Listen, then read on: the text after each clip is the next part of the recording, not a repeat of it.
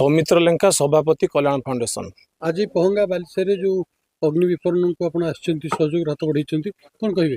देखु गत सप्ताह आमे नियाली प्राची टीवी और जिंदाबाद नियाली रे जो न्यूज प्रसारण होता जे वृंदावन किशोर चंद्र भोईकर घर निया लगी जाइए तो आम देखला बहुत दुख प्रकाश कलु एवं घर पोड़ी ठार विपद आउ किछि नाही।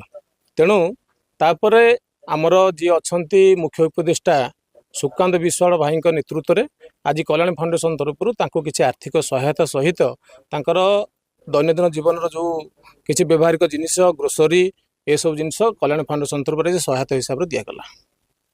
कौन देले केते आर्थिक सहायता?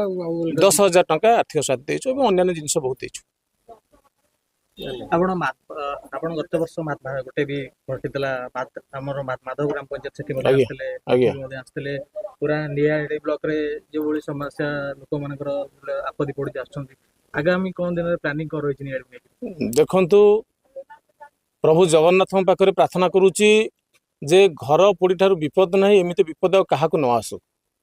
तो द्वितीय कथा हूँ नियाड़ी पुओ हिसाब से नियाड़ी बुद्धिजीवी हिसाब से मुझे चिंता कर नियाड़ी विकास हो समस्त विकास हो प्रभु जगन्नाथ समस्त को भले रखु एवं एभली विपद आउ क्या न आसू। धन्यवाद। त्रिलोचन बेहरा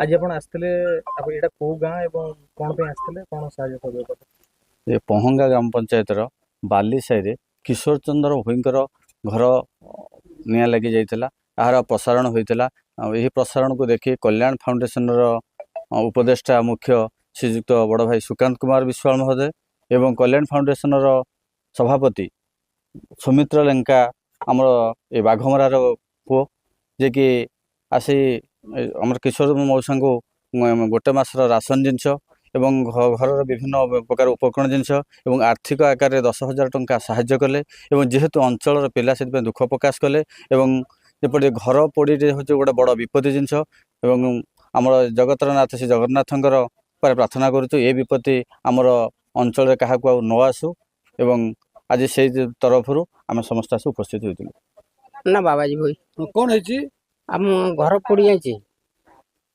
कटक कल्याणी फाउंडेशन आ लोक आसी मत टंका 10,000 दे सब जिनस आकार सब दे आपन को ये धन्यवाद।